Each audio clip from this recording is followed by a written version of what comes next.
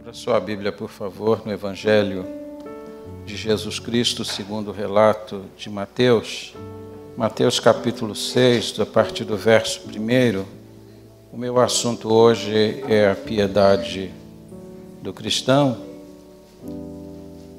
E como eu digo sempre, piedade é uma palavra hoje que soa estranho em nossos ouvidos, mas que é de um valor extraordinário.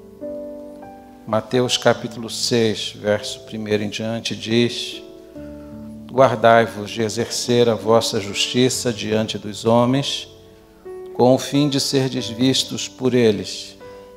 Doutra sorte não tereis galardão junto de vosso Pai Celeste. Quando, pois, deres esmola, não toques trombeta diante de ti, como fazem os hipócritas nas sinagogas e nas ruas, para serem glorificados pelos homens. Em verdade vos digo que eles já receberam a recompensa. Tu, porém, quando ao dares a esmola, ignore a tua mão esquerda o que faz a tua direita, para que a tua esmola fique em secreto, e teu Pai que vê em secreto te recompensará. E quando orardes, não sereis como os hipócritas, porque gostam de orar em pé, nas sinagogas e nos cantos das praças, para serem vistos dos homens. Em verdade vos digo que eles já receberam a recompensa. Tu, porém, quando orares, entra no teu quarto, e fechada a porta orarás a teu Pai, que está em secreto, e teu Pai que vê em secreto te recompensará. E orando, não useis de vãs repetições como gentios, porque presumem que pelo seu muito falar serão ouvidos.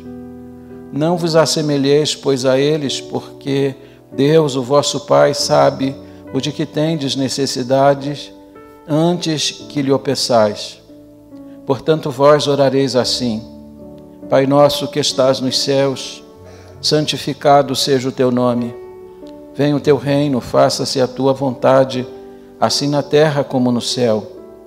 O pão nosso de cada dia dá-nos hoje, e perdoa-nos as nossas dívidas, assim como nós temos perdoado aos nossos devedores. E não nos deixes cair em tentação, mas livra-nos do mal, pois teu é o reino, o poder e a glória para sempre. Amém. Porque se perdoardes aos homens as suas ofensas, também vosso Pai Celeste vos perdoará. Se, porém, não perdoardes aos homens as suas ofensas, tampouco vosso Pai vos perdoará as vossas ofensas. Quando jejuardes, não vos mostreis contristados como os hipócritas, porque desfiguram o rosto com o fim de parecer aos homens que jejuam. Em verdade vos digo que eles já receberam a recompensa. Tu, porém, quando jejuares, unge a cabeça e lava o rosto, com o fim de não parecer aos homens que jejuas, e sim ao teu Pai em secreto, e teu Pai que vê em secreto te recompensará. Que Deus abençoe a sua palavra. Vamos orar, todos nós. Agradecemos-te, Senhor, pela tua palavra lida e suplicamos agora pela exposição dela. Concede-nos a graça de ouvir a tua voz mais uma vez neste lugar e usa, Senhor, este vaso inútil e torna-o útil mais uma vez para a glória de Jesus Cristo. Pois é em nome de Jesus que eu te oro. Amém e amém. Tome assento, por favor.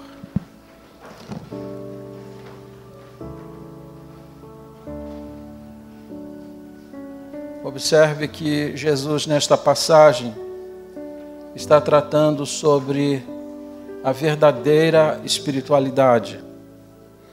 Há pouco, Jesus havia dito e ensinado aos seus discípulos que aqueles que sofrem por amor da justiça são bem-aventurados. Há pouco, ele havia ensinado que os atos que praticamos diante de Deus, eles são reconhecidos por Ele, de maneira que agora Jesus vai começar a tratar de um aspecto fundamental, o perigo de começarmos a praticar os atos religiosos diante dos homens, com o fim de recebermos dos homens algum tipo de recompensa. Na verdade, Jesus está dando um alerta nesta passagem, e é importante que nós atentemos para este alerta dele, porque, de alguma maneira, isso aqui envolve a todos nós. Quero chamar sua atenção para alguns pontos da minha fala, os pontos introdutórios. Primeiro, falar sobre a prática da justiça. Jesus aponta nesta passagem um trio de obrigações religiosas que são aprovadas por Deus. Note que no verso 2 ele diz: quando, pois, deres esmola. No verso 5, quando orares. E no verso 16, quando jejuares. Jesus está apontando 3 elementos que fazem parte da prática religiosa e que são aprovados por Deus. E Ele espera que nós façamos. Ele não diz se deres esmola. Ele não disse se orares. Ele não disse se jejuares. Ele disse quando vocês forem fazer. A prática da justiça religiosa, ela é aprovada e o Senhor espera que pratiquemos estas coisas. Segundo lugar, a motivação da justiça. O problema não está naquilo que se faz, mas na motivação com que fazemos. Porque Jesus não está censurando aqueles que dão esmola, Jesus não está censurando aqueles que oram em pé e também nas sinagogas, nem aqueles que gostam de orar. Jesus não está censurando o jejum. O que Jesus está censurando é que mesmo essas práticas, que são aprovadas por Deus, sejam feitas como meio de autopromoção, como uma espécie de exibicionismo religioso, como alguém que busca o aplauso de uma plateia. É isto que Jesus censura nesta passagem. O terceiro aspecto importante e ainda introdutório é a questão da recompensa da justiça. Todo ato que você pratica, tudo aquilo que você faz dentro da prática religiosa, sempre trará algum tipo de recompensa. Quando você dá uma esmola, quando você faz a sua oração em público, quando você jejua, isso traz recompensa. A pergunta que o texto impõe é esta: de quem você vai receber a recompensa? Quando você faz estas coisas que são aprovadas por Deus, com o fim de ser visto pelos homens, com o fim de atrair a admiração dos homens você vai receber uma recompensa, o aplauso, a admiração. Quando Jesus está falando sobre isso, ele está falando de determinados homens que praticavam isto em público e que as pessoas admiravam e olhavam e diziam: vejam que ato piedoso essa pessoa é capaz de fazer, veja como ela é muito piedosa. Dos homens recebiam uma recompensa. Mas Jesus disse que isto que era feito apenas como ato de autopromoção, de Deus não recebia recompensa alguma. Então, quando a gente pratica alguma coisa, a gente precisa considerar o nosso coração. Precisa sondar o coração. Porque mesmo as coisas certas podem ser feitas com a motivação errada, e se fazemos com a motivação errada, de Deus não receberemos recompensa alguma. A palavra com que Jesus inicia esse parágrafo é esta: guardai-vos de exercer a vossa justiça diante dos homens, com o fim de serdes vistos por eles. De outra sorte não tereis galardão junto do vosso Pai Celestial. Vamos considerar então os pontos da meditação de hoje.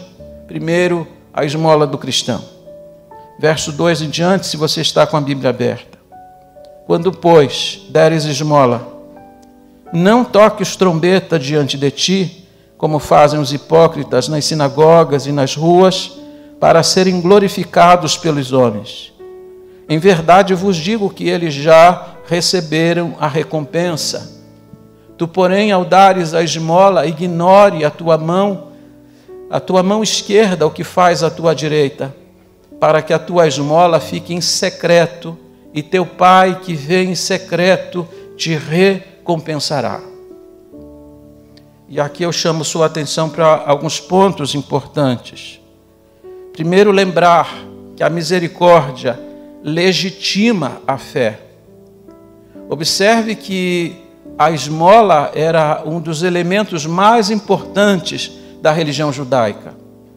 Era uma prática religiosa considerada pelos judeus como algo sagrado. Em Atos 3, vocês vão ver Pedro e João subindo ao templo à hora da oração, e diz a Bíblia que esbarraram com um homem que estava à porta do templo e estendeu a mão esperando receber uma esmola. Aquele era um ato para o qual os judeus se preparavam. Sempre havia alguém à porta do templo, nas ruas, esperando receber uma esmola, e fazia parte da religião, como prática da religião, dar uma esmola a essas pessoas. Hoje, uma pessoa que tem deficiência, hoje uma viúva, um órfão, existe todo um sistema previdenciário, existe todo um sistema social para ampará-los, mas nos dias de Jesus não havia isso. A única forma dessas pessoas se manterem era através das esmolas. E, portanto, dentro da religião se estipulava esse princípio que toda pessoa deveria ser caridosa. Mas não era apenas uma questão de prática religiosa, era também um ensino do Antigo Testamento. O Antigo Testamento exige de nossa parte atos de misericórdia para com as pessoas. Deus espera que nós sejamos misericordiosos com aqueles que sofrem. Por isso, tantas vezes no Antigo Testamento, Deus vai dizer que dos órfãos e das viúvas, Ele é o juiz. Ele julga a causa desses. Sempre que em Israel se praticava algum ato de injustiça em relação a um órfão, a uma viúva, Deus punia a nação de Israel. Porque Deus espera que seu povo seja misericordioso. E a Bíblia vai dizer que é isso que vai legitimar se a sua fé é verdadeira.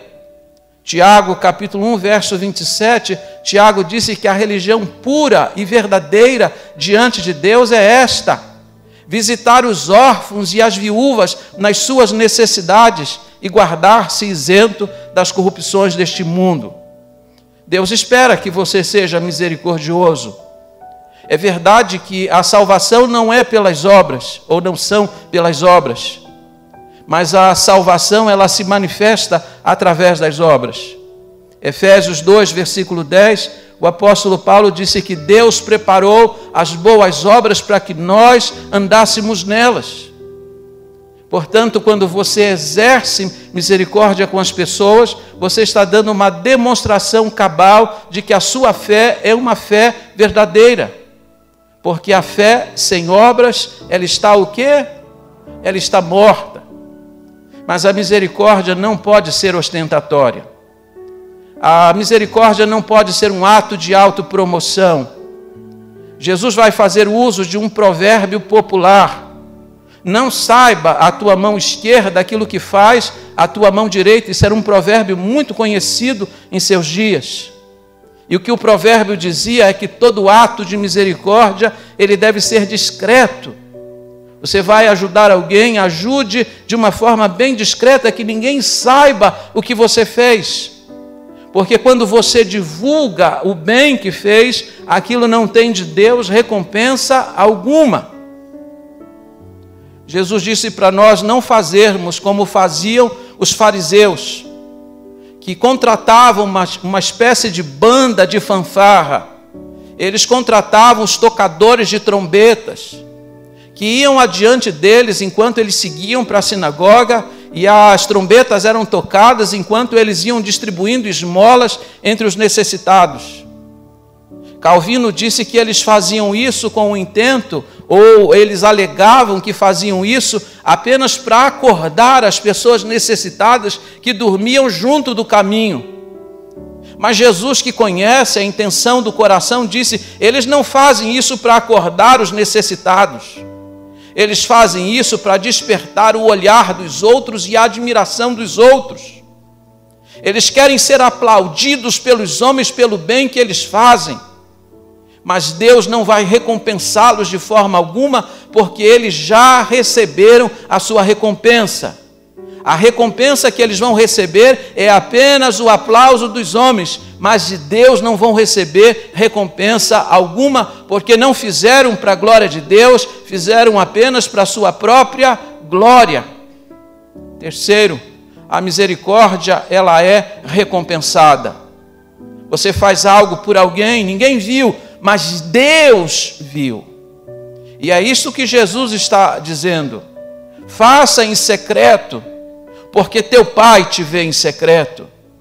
E teu Pai que vê em secreto vai te recompensar por aquilo que você fez. Jesus disse que até um copo de água fria dada a alguém, Deus vai recompensar. Sabe o que isso significa? Deus não fica devendo coisa a ninguém. Todo bem que você fizer, Deus vai recompensar, desde que você tenha feito para a sua glória e não para a glória pessoal. Agora você pergunta assim: qual seria a recompensa que nós vamos receber de Deus por ter feito o bem a alguém?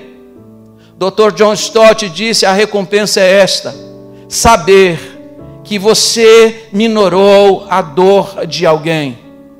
Nada alegra mais o coração da gente quando, depois de haver socorrido alguém, receber uma palavra assim: muito obrigado, eu precisava muito, você foi resposta de Deus para a minha oração, eu estava precisando disso e Deus moveu o seu coração para me ajudar. É por isso que o apóstolo Paulo, lembrando as palavras de Jesus, disse em Atos: coisa melhor é dar do que receber.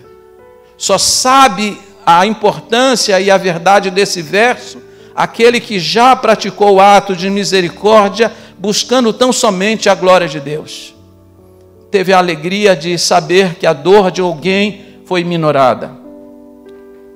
Olhemos adiante o segundo ponto da minha fala, e a minha fala tem 3 pontos, porque é de 3 assuntos que Jesus está tratando aqui. Em segundo lugar, a oração do cristão. Verso 5, Jesus disse: quando orardes, não sereis como os hipócritas, porque gostam de orar em pé e nas sinagogas e nos cantos das praças, para serem vistos dos homens. Em verdade vos digo que eles já receberam a recompensa. Tu, porém, quando orares, entra no teu quarto e, fechada a porta, orarás a teu Pai que está em secreto, e teu Pai que vê em secreto te recompensará. E orando, não useis de vãs repetições como os gentios, porque presumem que pelo seu muito falar serão ouvidos. Não vos assemelheis, pois, a eles, porque Deus, o vosso Pai, sabe o de que tendes necessidades antes que lhe o peçais. E aqui eu preciso chamar sua atenção também para alguns pontos. Note você que Jesus, ao tratar da oração, ele está dizendo que o cristão é alguém que ora. Ele não disse se orares, ele disse quando orardes. Não se concebe um verdadeiro cristão que não ora. É admirável quando você pergunta para alguém sobre a sua vida de oração e você percebe que essas pessoas não oram. Ficam dias sem orar, talvez uma semana sem orar, mas isso não faz parte do cristianismo. Uma das coisas que prova que você é crente é que você está orando.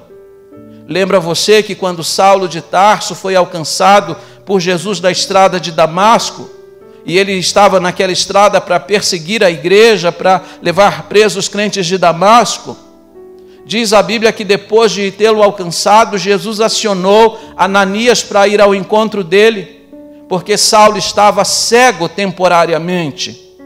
E Ananias, quando recebeu de Deus a ordem para ir ao encontro de Saulo, disse: Senhor, há muito tenho ouvido sobre este homem. Quantos males ele tem feito ao teu povo? O que Ananias está dizendo é: Senhor, eu não quero orar por ele, porque eu acho que tudo isso que estão dizendo, de que ele se converteu, não é verdadeiro. Ele deve estar usando algum estratagema humano para prender os crentes, para descobrir onde os crentes estão. Mas o Senhor disse assim para Ananias: vá, porque ele está orando. E a partir de então, Ananias se levanta e vai ao encontro de Saulo. Porque se ele está orando, é sinal de que de verdade, de fato, ele se converteu. Não há um convertido que não ore. Não há um convertido que não sinta o gozo de estar na presença de Deus, que não se deleite na oração. Se você é um crente que não ora, é porque você ainda não experimentou genuinamente a conversão. Porque alguém que se converte tem gozo pela presença de Deus, tem anseio de estar na presença dEle. Aqui Jesus está dizendo: quando vocês forem orar, porque Ele espera que você ore, porque o cristão é alguém que ora. O próprio Senhor Jesus Cristo foi dedicado a esta prática. O livro ou o Evangelho de Lucas, um dos grandes aspectos que Lucas vai enfatizar na vida de Jesus é o fato de que ele estava sempre orando e de que nada ele fazia sem antes orar. Como que você pode ser um cristão se você não ora?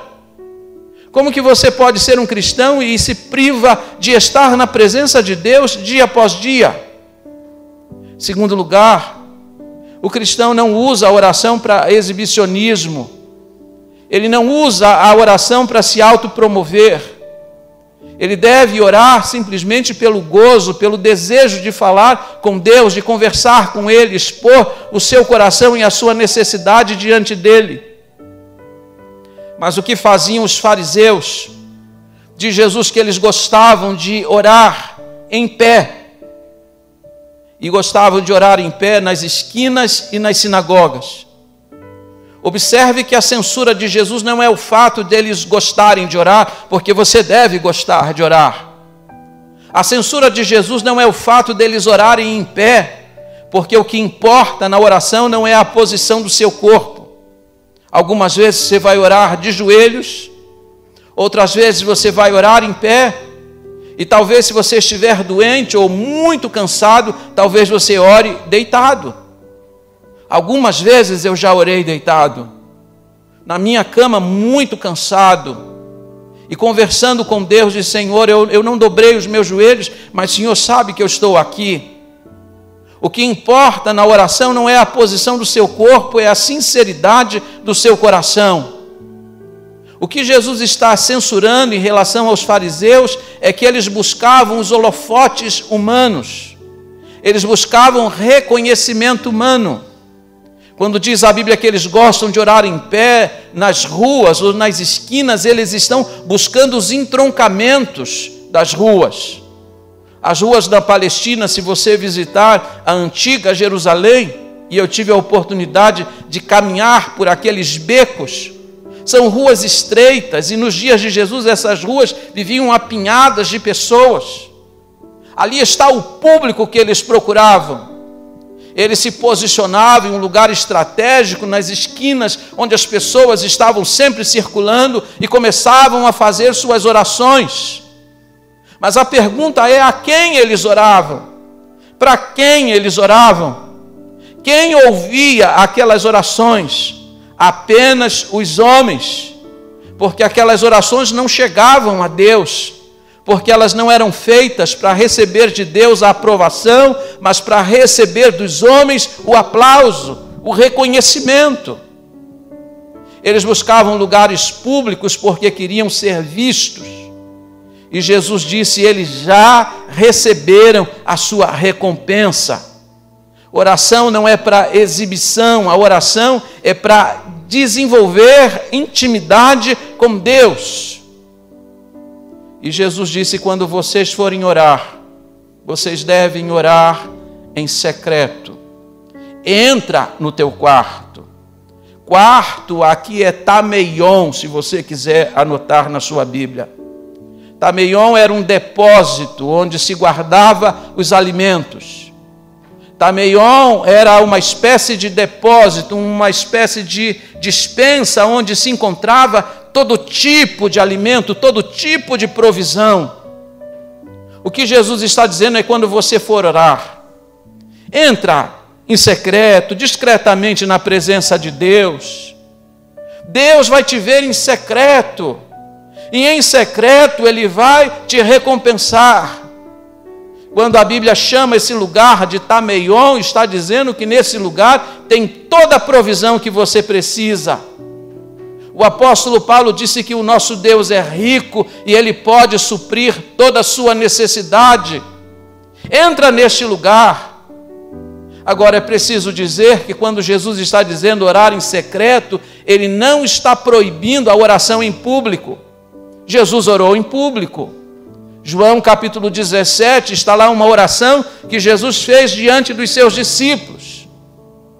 O que a Bíblia está dizendo é que quando você for orar, você deve ser discreto, não buscando a aprovação de ninguém, fazendo desse ato um ato de exibição, para que as pessoas aplaudam e digam: olha, que pessoa consagrada e piedosa, que homem, que mulher de oração. Não é para receber dos homens o aplauso, é para receber de Deus a recompensa. É a Deus que nós oramos, é com Deus que nós falamos. Entra no teu aposento, entra no Tameion. É importante dizer isso porque um dos grupos oriundos da Reforma Protestante proibia todo tipo de oração em público, porque entendia esse verso de forma literal. Não se pode orar em público, tem que orar sempre em secreto. Não é isso que a Bíblia está ensinando. O que a Bíblia está ensinando é que a oração não é para exibicionismo religioso, é para receber de Deus a audiência. Terceiro lugar, o cristão ele não imita os pagãos na oração. Se Jesus havia censurado primeiro a exibição através da oração, agora Ele proíbe as vãs repetições. Em outras palavras, Jesus proíbe inclusive que se façam as rezas, que nada mais são do que repetições de palavras. Calvino disse que o que Deus mede na oração não é a quantidade de palavras, o que Deus mede na oração é a sinceridade do coração. Não imitem os pagãos, não fiquem lá repetindo palavras. O que Deus vai medir não é a duração, o que Deus vai medir são a sinceridade com que a oração é feita. Você vai encontrar na Bíblia orações bem curtinhas, mas que alcançaram de Deus uma resposta espetacular. Talvez a melhor delas esteja em 1 Reis, capítulo 18, quando Elias orou ao Deus de Abraão, de Isaque e Jacó, e disse: ó Deus, mostra que tu és Deus. E diz a Bíblia que na mesma hora desceu fogo do céu e consumiu o holocausto, as pedras e lambeu toda a água. Aquela é uma das orações mais curtas da Bíblia, mas de que alcançou uma eficácia extraordinária. O que Deus espera não é quantidade de palavras, mas uma dimensão de sinceridade no coração quando a gente ora. E em quarto lugar, o cristão é aquele que se aproxima de Deus como um filho se aproxima de seu pai. Os discípulos estão aqui ouvindo Jesus no Sermão do Monte, o seu mais extraordinário sermão. E Jesus vai aproveitar essa conjuntura para ensinar a eles como devem orar. A oração do Pai Nosso, repito uma vez mais, não é uma reza para nós ficarmos aqui repetindo a cada culto, a cada reunião, a cada encontro. A oração do Pai Nosso é um modelo de oração, como nós devemos orar. Jesus está estabelecendo os parâmetros que deve conter uma oração: adoração, petição, intercessão. São essas coisas que nós devemos sempre inserir na nossa oração. É um modelo e não palavras simplesmente para serem repetidas. Mas é admirável que ao ensinar o Pai Nosso, Jesus se refira a Deus como Pai. Isso pode parecer simples para nós hoje, mas não era simples nos dias de Jesus. Joaquias Jeremias, um dos maiores teólogos da história, disse que até o século X não é possível encontrar em toda a literatura judaica um judeu que se refira a Deus como Pai. Essa era uma linguagem muito íntima e o judeu não ousaria usá-la. Mas Jesus, quando se aproxima de Deus, ele chama Deus de Pai, e ele disse que Deus não era apenas seu Pai, mas ele é nosso, ele é o Pai nosso. Embora somente ele gozasse do direito legítimo de chamar Deus de Pai, ele compartilha isso conosco. Nós devemos nos aproximar de Deus como um filho se aproxima de pai. O apóstolo Paulo disse em Romanos que nós clamamos a Deus da seguinte forma: clamamos Abba Pai. Abba Pai seria a expressão mais íntima de um aconchego de um filho ao seu pai. Quando um filho era íntimo de seu pai, ele pulava no colo do pai e dizia Abba. Ele chamava seu pai de paizinho, pai querido. Jesus disse que a oração é para isso, para você ter intimidade com seu pai. Há muita gente que se relaciona com Deus como um empregado se relaciona com o patrão, como um escravo se relaciona com o Senhor. Nós precisamos desenvolver o relacionamento de filho com o pai, um relacionamento íntimo e pessoal. Vamos então ao último e ao terceiro ponto do sermão desta manhã, o jejum do cristão. Verso 16 e 17 e 18. Quando jejuardes, não vos mostreis contristados como os hipócritas, porque desfiguram o rosto com o fim de parecer aos homens que jejuam. Em verdade vos digo que eles já receberam a recompensa. Tu, porém, quando jejuares, unge a cabeça e lava o rosto, com o fim de não parecer aos homens que jejuas, e sim ao teu Pai em secreto, e teu Pai que vê em secreto te recompensará. E aqui, mais uma vez, eu chamo a atenção de vocês para alguns pontos. Primeiro, lembrar para vocês que o cristão verdadeiro, ele não despreza a prática do jejum. Embora a igreja contemporânea tenha deixado o jejum de lado, vocês vão encontrar pessoas dizendo assim, jejum é uma prática do Antigo Testamento. Ou outro que diz assim, jejum é para momentos de crise. Não é isso que você vai encontrar nas escrituras bíblicas. Jesus disse, quando vocês forem jejuar, não se vocês jejuarem. Jesus espera que você jejue. Jesus espera que você pratique o jejum. Aliás, o próprio Jesus Cristo jejuou 40 dias e 40 noites. A Bíblia diz em Atos dos Apóstolos que os apóstolos jejuavam. Portanto, o jejum não é uma prática do Antigo Testamento e não somente para as horas de crise. Jejum é uma prática que nós devemos trazer para a própria vida. Porque quem jejua está, segundo o Dr. John Piper, está dizendo que tem fome de Deus, que tem necessidade de Deus, que está pronto a abrir mão das coisas materiais, mas não está pronto de abrir mão daquilo que é celestial. Portanto, você deveria jejuar.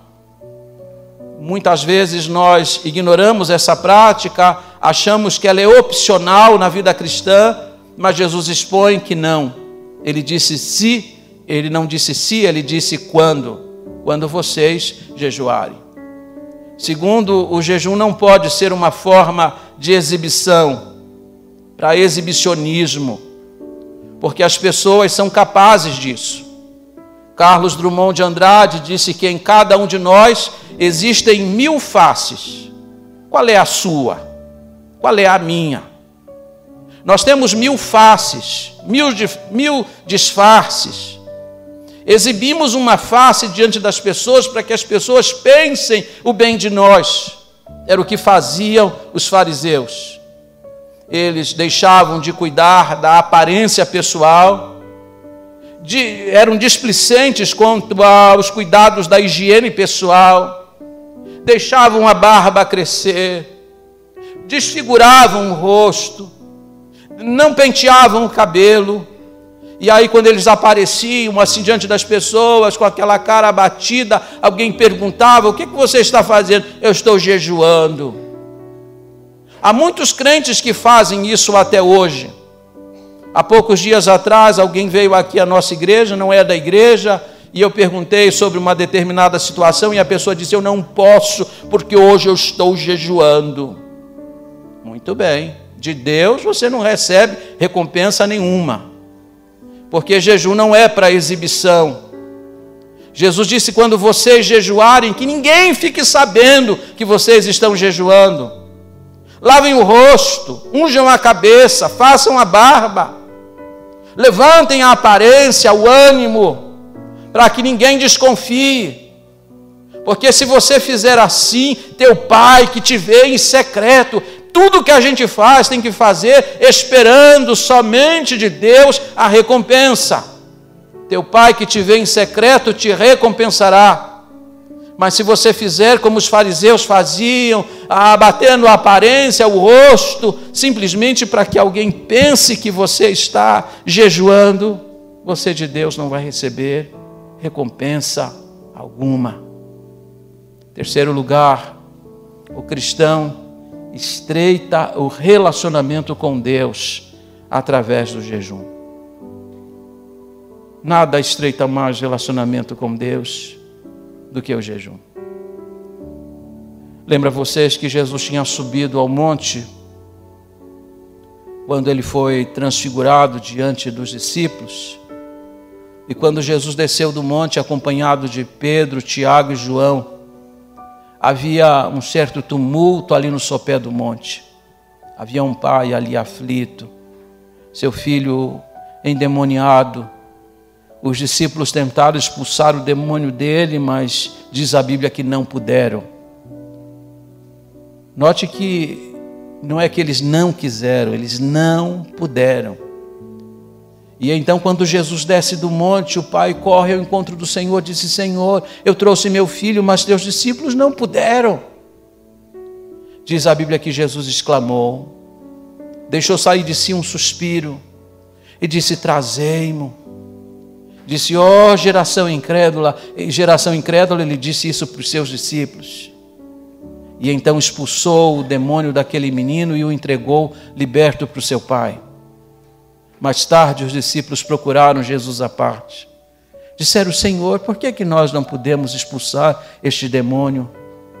Jesus disse: esta casta não sai senão a força de oração e jejum. O que Jesus está dizendo é que jejum confere a você poder e autoridade espiritual. Jejum não é para conseguir namorado, não é para conseguir emprego, não é para comprar casa própria. Jejum não é para conseguir essas coisas, jejum é um exercício espiritual para fortalecer as musculaturas espirituais suas. Se você deseja ter uma vida regada de poder e autoridade espiritual, você precisa jejuar. Porque determinadas demandas e determinadas batalhas você não conseguirá vencer e romper se você não for disposto, não estiver disposto a jejuar. E aqui algumas palavras. Hoje nós temos algumas bobagens nas igrejas. Jejum de chocolate, jejum de refrigerante, jejum de televisão. É a modernidade entrando na igreja. São as modalidades modernas nas igrejas. Jejum sempre foi de alimento. É quando você abre mão do alimento material para se alimentar durante aquele tempo de um alimento espiritual. Jejum também não é regime, não é dieta alimentar. Você faz isso sem precisar jejuar.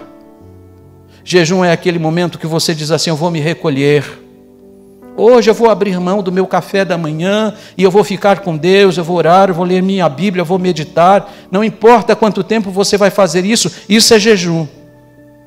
Se só ficar lá sem comer, sem beber, passar o dia, isso pode ser chamado de autoflagelo, mas isso não é jejum. Jejum é quando você abre mão de um alimento para receber outro tipo de alimento. Jesus disse: nem só de pão viverá o homem, mas de toda palavra que procede da boca de Deus. Deus vai sustentar você com a palavra dele. Você vai mostrar que tem fome mais de Deus do que do pão terreno. Isso é jejum. E lembre-se, não é o flagelo do seu corpo, é o flagelo da sua alma que você busca enquanto jejua. Salmo 35:13, Davi disse: a minha alma foi afligida em jejuns e orações. Não foi seu corpo que foi afligido, foi a sua alma. É exercício espiritual do qual você não deveria nunca abrir mão. A igreja em pé, por favor. Vamos orar.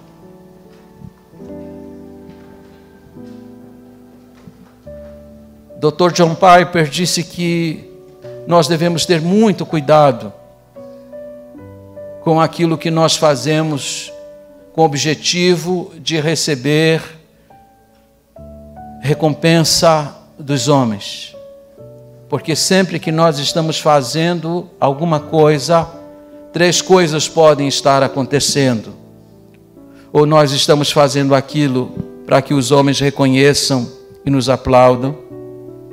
Podemos estar fazendo aquilo para massagear o nosso ego e dizer assim: veja como eu sou uma pessoa piedosa, veja como eu sou uma pessoa misericordiosa. Ou podemos estar fazendo algo com um coração sincero, dizendo: eu estou fazendo isso para a glória do meu Deus. Ninguém está vendo, mas não importa, o Senhor está vendo.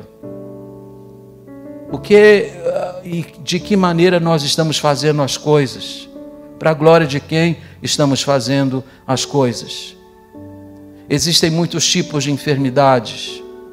Alguns sofrem de hepatite, outras anomalias. Mas há muito crente sofrendo de holofotite, querendo viver debaixo dos holofotes humanos, quando deveria estar simplesmente esperando receber de Deus a recompensa. Lembre-se disso: teu Pai que está em secreto te vê e te recompensará. Curve a sua fronte onde você está. Pai Celestial, aqui nós estamos diante da Tua face e buscamos a Tua face, pedindo ao Senhor que tenha misericórdia de nós, que nos livre de todo tipo de hipocrisia, exibicionismo humano, esperando receber dos homens os aplausos. Ajuda-nos a viver tão somente para a glória do Senhor, esperando do Senhor a recompensa, porque o Senhor é pródigo em recompensar os seus filhos. Ajuda-nos a viver uma vida de misericórdia para com aqueles que necessitam, uma vida de oração intensa, como disse Paulo em 1 Tessalonicenses 5,17, orai sem cessar, e ajuda-nos a praticar o jejum e a incorporar na nossa prática diária esse exercício espiritual, e cumula-nos através dele o poder e a autoridade. Dá-nos a tua bênção nesta manhã, abençoa cada irmão, em um nome bendito e santo de Jesus Cristo.